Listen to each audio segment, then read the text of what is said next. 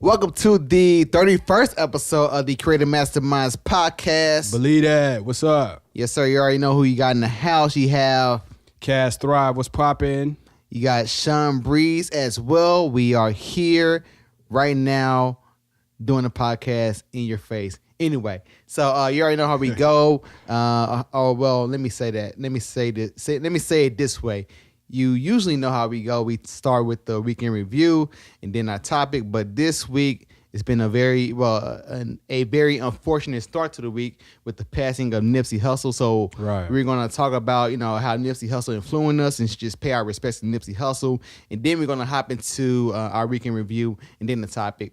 And so the topic for today is going to be about cash. You had the topic. Yeah, that was accepting the challenges in life and going at them to make sure that you give your best effort. So accepting challenges in life and not running away, tucking and hiding or avoiding them, but manning up, womaning up to the challenges in life and knocking them down. You know what I'm saying? So that's going to be the topic. But first, let's go ahead and pay our respects to Nipsey Hussle. I'm going to do it like we do in our weekend review. I'm going to go ahead and pass it to you, Cass, first. Yeah. And then I can just, come after you and talk about how Nipsey Hussle has influenced me and just show our respects and show our love to Nipsey Hussle, who passed away this past Sunday. He was tragically murdered, unfortunately, and it shocked me. I know it shocked you, Cass. It shocked the world, really, and it's very unfortunate for this guy because this guy has done so much for the community.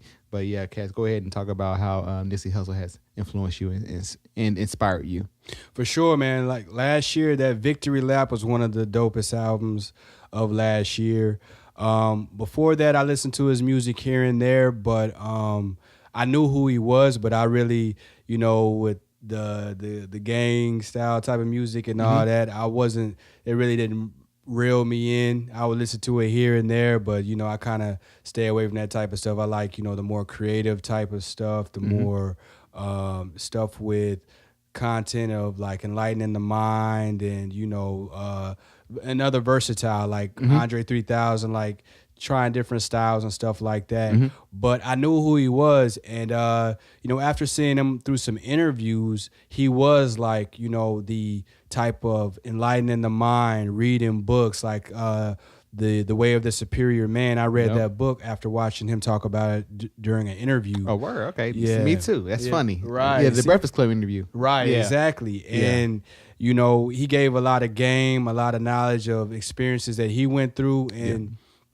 this dude was, very young and even early on, like in his 20s, a lot of his interviews, you hear him giving game, like, because he went to Africa. He went to the motherland, went there, and came back and wanted to give value to his people and everybody. So you can't hate on that. It's not hating on anybody of a different race or anything like that, but he came back trying to uplift his people, which is super important because when the black community or any community that has been the undertrodden or the downside of society is uplifted, it lifts up the whole community. Absolutely. It ain't about us taking somebody else's spot or whatever, but, it's about us uplifting each other and living at our best will make everybody else live at their best, Absolutely. And that's, but ultimately, man, he was a great businessman, a great, had the right mindset that I definitely,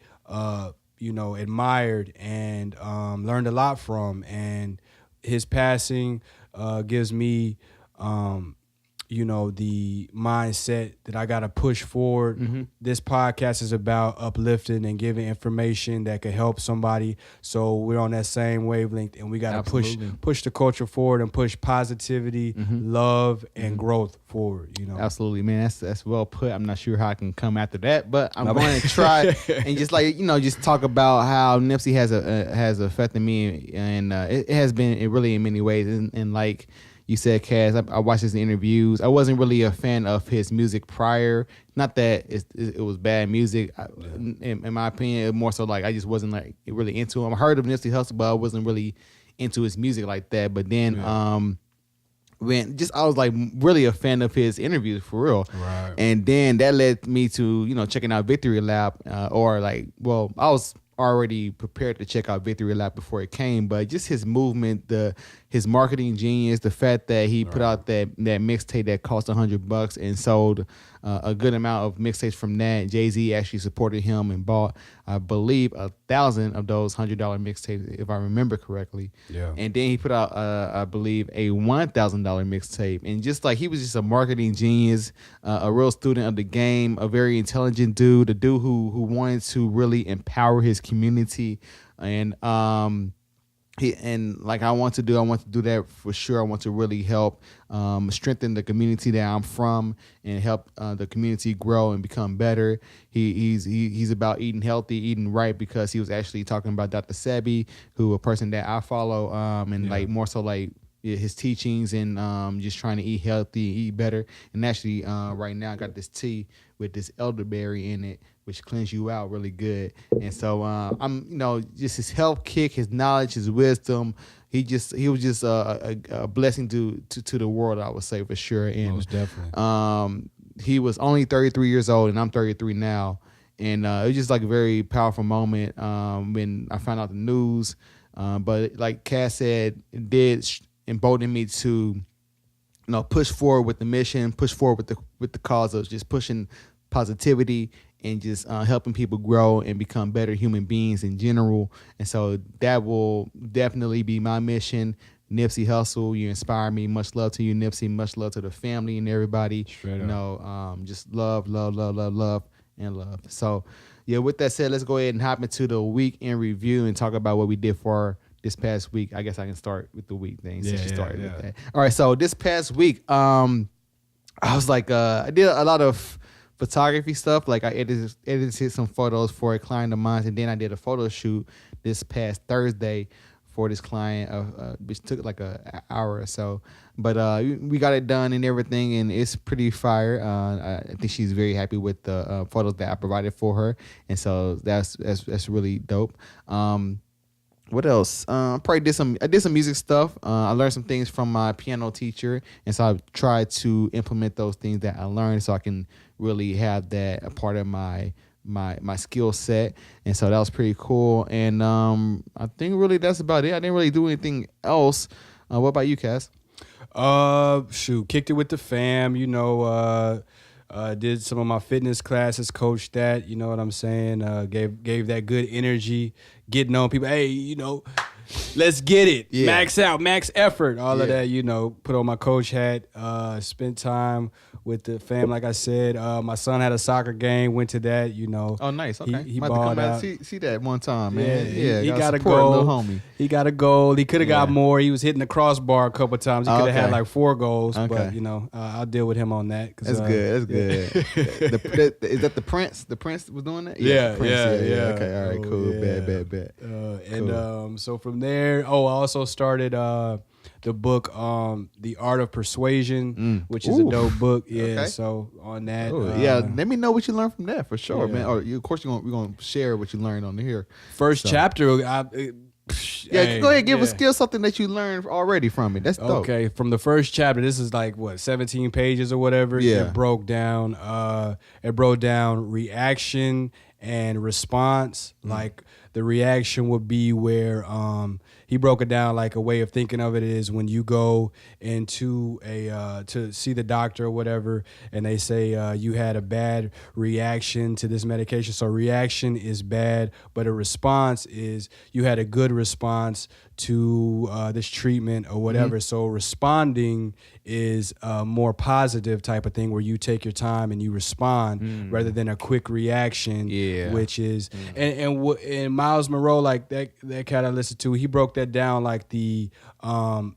conscious mind is the reaction type where you react quick off of your senses, and your subconscious is the response where you think about it and you plan, and then you take your time. You don't just rush into like a reaction. So that's there's more to it than that too during the first chapter, but I'll give y'all that. You know what I'm saying? Well, he said the subconscious mind is where you respond, or it's reflexive, where you reflect before That's how they broke it down as response and reaction, but he broke it down as reflexive and reaction. So the subconscious is where we reflect and then act, and the conscious mind is where we're driving, something swerves in front of us, the quick reaction type of thing.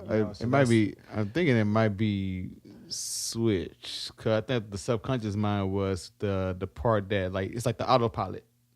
Yeah, well, see, the subconscious is like below. That's the one where we put stuff in, but the reaction, that's like the conscious mind where we go off of our senses. Like we smell something good, like that food smell good. That's like, off of our senses. But gotcha. It's however, people have different ways of looking at it, but that's kind of what I took from it. We'll definitely have to check out that book, and I look forward to learning what you learned from that book.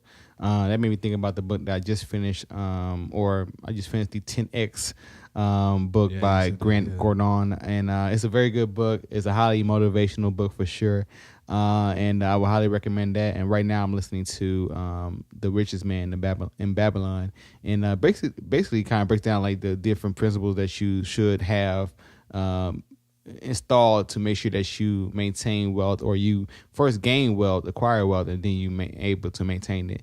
Is it breaking down a story like of a true figure, a true person, like back in the day? That's how that's how he's telling it. I'm assuming that it's like based off a true story. So the premise is like there's this guy who people are going to him asking him like, hey, how do you become so wealthy? And so they kind of told like a backstory of how he learned to become wealthy, which was from like a mentor of his. And so I'm in it like maybe 3 chapters in.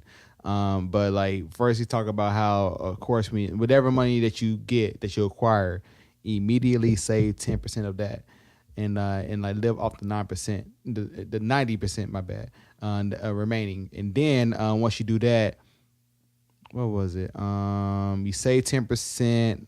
I know that another part was like, of course, you want to have your money work for you, where you're not like, well, yeah, you want to have your money work for you, or you have people work for you, that type of thing. And also, he did provide a very valuable lesson. He talked about how during the teaching process, or during the process of where he was getting taught, he was trying to make an investment where he talked to this dude who was like a bricklayer or something like that.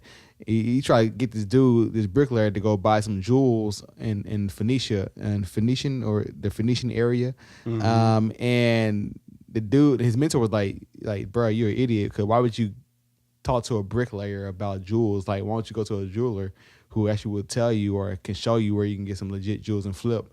But you talk to a bricklayer, he said like, he told the dude like, basically your money is gone, and then showing up his money was gone from that. And so that kind of taught me a very valuable lesson, like making sure that like really like advice or anything in general, like make sure you go to a source that's actually a valid source. Like don't go to like don't go to a dude who work at McDonald's and be like, hey man, how do you get money, or financial advice or anything like that. Like go to a valuable source that you see that is actually doing what you want to get, or doing what you want to do, or being where you want to be, and like go to that source and then learn from them. Don't don't ask your mom and dad who are not in that field, unless they're in the field. You know what I'm saying? But anyway. So back to the subject. Let's go ahead and hop into the subject, which is again, Cass.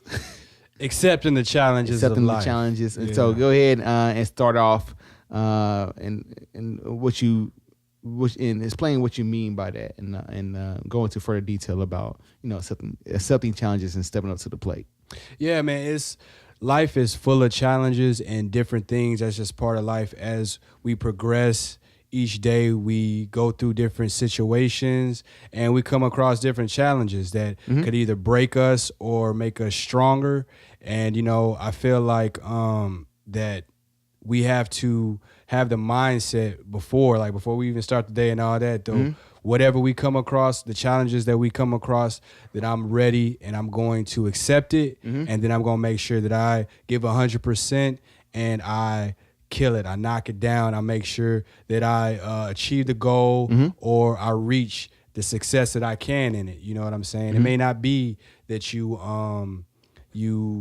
get the amount of money or whatever that day, or that you finished the book completely or whatever, but you do what you can to substantiate that you are driving towards getting it done. You know what I'm saying? That you accept it for one, and then you push forward. You know. That made me think about like the importance of how do I even want to say this? Like, I think what stops a lot of people from accepting challenges is because they fear something. They more than likely, to me, or in my case, they fear failure. And so, with that said, I think it's very essential that you just accept challenges without even thinking about how you're gonna do it. Like, for instance, like a good example would be like me. Last year, somebody hit me up about like streaming a conference, like a church conference, right? And he asked me like, "Hey, man, can you do it?" And at that moment, hell no, I did not know how to do it at all. But you know what? I said, yeah, I can do it. I got the OBS and everything. I taught the language, whatever, and actually got the opportunity. I secured the opportunity.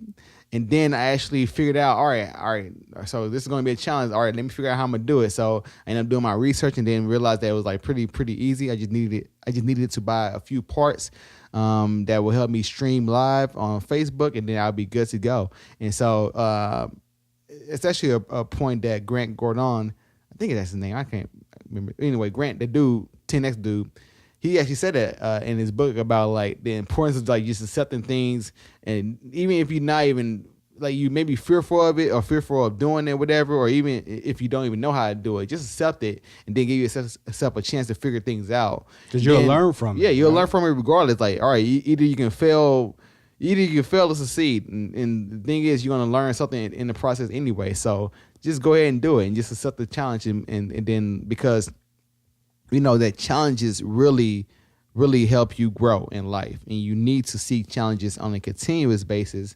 Otherwise, I'm pretty sure you will end up feeling very unfulfilled in life because you feel like you'll probably feel like that you did not give it your best. At least that's how I felt. That's how I felt before I left my job. Like, my job wasn't a challenge to me, and I knew if I kept on this route of doing things that weren't a challenge to me, that didn't allow me to have many growth opportunities, then I would leave.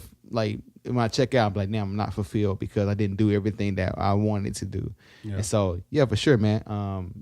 Yeah, and it without challenges and stuff like that, we'll never be our best self, because challenges and accepting that'll push us to be the best creator that we can, to work as hard as we can to achieve those goals. And that's what it takes. We need challenges. We need little hiccups. We need things that will bring it out of us. You know what I'm saying? It's like the Errol Spence and Mikey Garcia fight or whatever.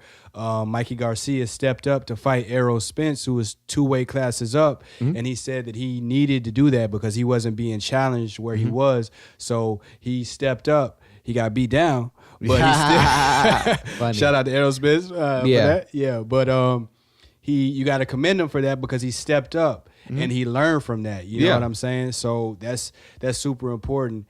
And also, it's that what we talked about in the previous episode was looking at things as not as a problem but as an opportunity. Yeah. So if it comes that way or comes your way, look at it as an opportunity to show what you're really made of.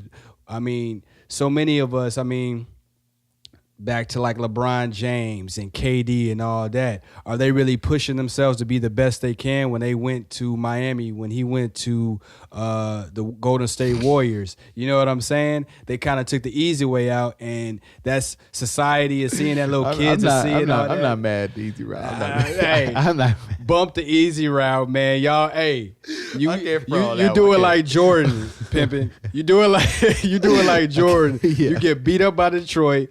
You get strong, you get better, and then you reign. Now you 6 rings deep. You the king of it. You know what I'm saying? Yeah, I can't front. I wouldn't be surprised if Jordan felt more fulfilled doing it his way than like LeBron, because I don't think I really don't think Kevin Durant feel like that fulfilled. Like, I think he probably felt fulfilled when he beat LeBron. Like, oh yeah, I got you back because you had a super team and you beat me.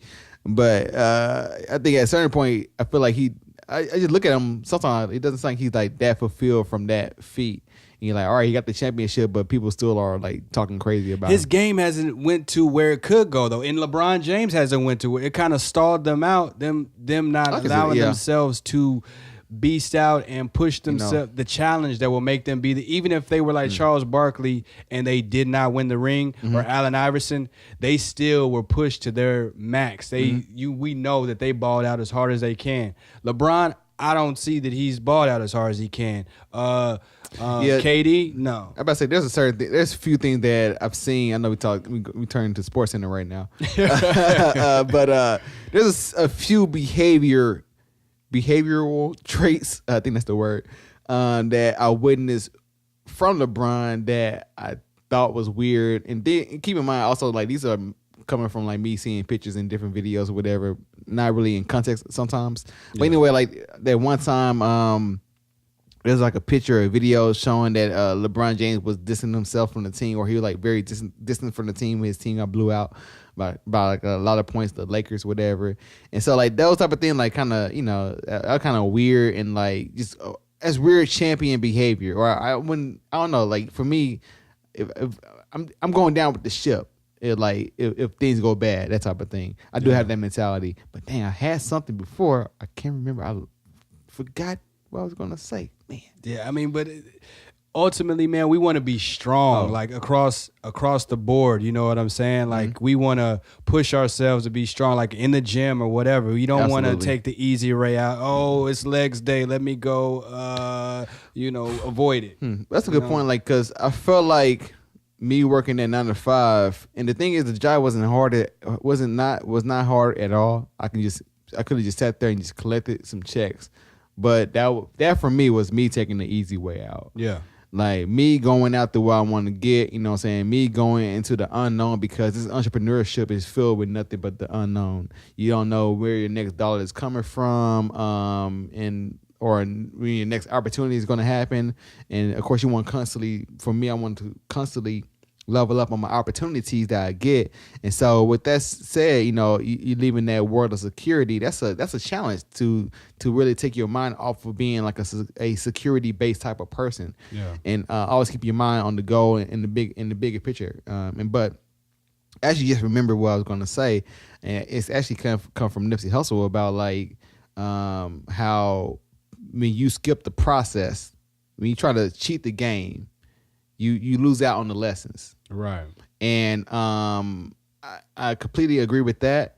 And I believe, it's like it made me think about when I was in college and how like I try to skip the process by like joining up in like different groups, like how you have group projects and stuff and work on things as a group.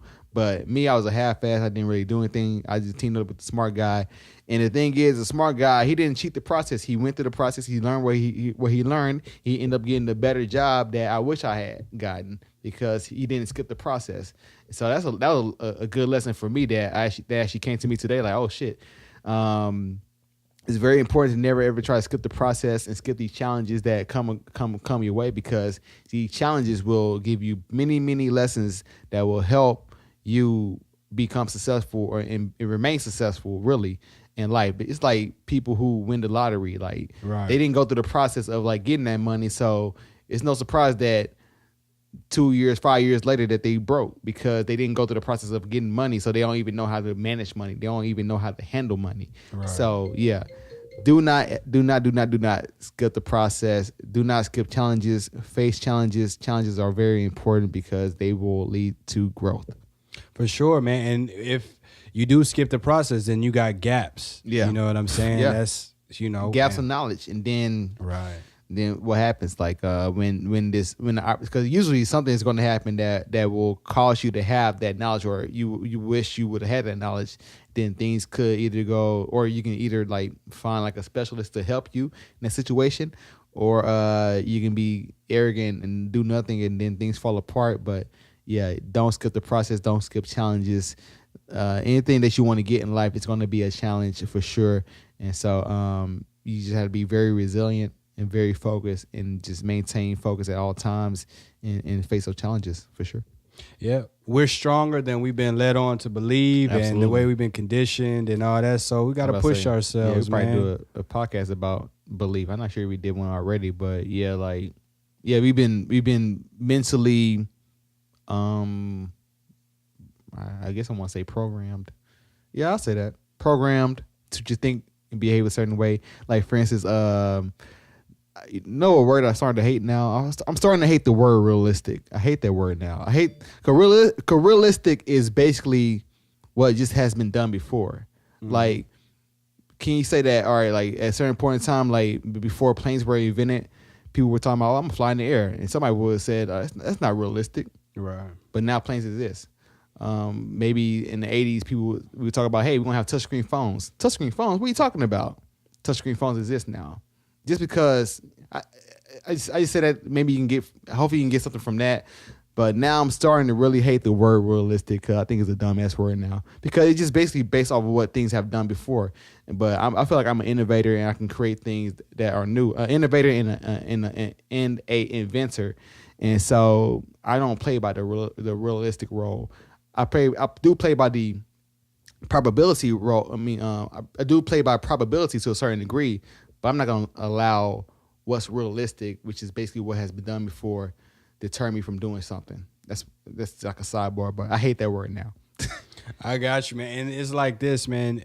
Everything that's been created and every goal that's been achieved, everything worthwhile, it had to be accepted, that challenge. It was a challenge first. Like, mm-hmm. Oh, well, how do I get there? You have to accept it first. Like, okay, this is the route I'm going to take. Mm-hmm. And then you plan how you're going to do it. Mm-hmm. But you need to accept it. You got to start first, accept it as what it is, that you're going to accept this challenge, that you're going to do it. Facts. Or you're going to try your best and push all the way through. And if you put that in your mind, you have that mindset that you accept it and you're going to do it until you finish it, you'll get there. You know what I'm saying? Probably final story, I promise.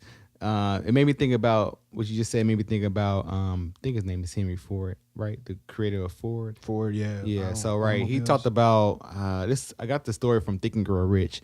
If I remember correctly, like they were trying to figure out how to get, I think maybe create a 6-cylinder car or something, like more cylinder car than what was known at that time. And people were like, that's impossible. You can't do it. And he was like, hey, come back to me when you figure it out. And you hear similar stories to this, like Steve Jobs would have the mentality too towards his engineers, but he'd just tell them, hey, figure it out, then hit me up.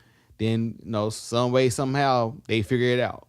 And so just because things don't seem realistic, whatever, doesn't mean it can't be done.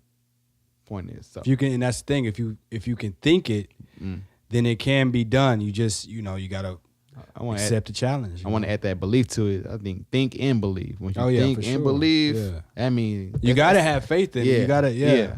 So that, all right. So Creative Masterminds podcast. This is kind of a succinct show, but cats, go ahead and give out your socials where they can find you. For sure, on IG, CAS_THRIVE. Also got the Boxing Bell on IG, and then on Facebook and all that, Twitter as well. So yes, sir. You can find me, Shawn Breeze, ShawnBreeze.com, Shawn Breeze on Instagram, OG Shawn Breeze on Twitter, OG Shawn Breeze on Facebook, Creative Masterminds on Facebook. The Creative Masterminds on SoundCloud. Just Two Kings single is out on SoundCloud. We need to get it on Spotify for sure, and that will be coming soon for sure. And I think that's about it. We'll have some more music and stuff coming y'all way too. Some more collabs. We are working, so I'm done with my photography stuff for at least right now. And so I am about to get into super duper focus mode and just knock out more music and put more music out, and then just put the brand, our brand, my brand out more, and just push. That 10X rule got me highly motivated, and I'm about to put my feet on next. So that's all I got. Bang. Yeah. With that said, this is the Creative Masterminds podcast, and I guess that's it. Peace. Holla.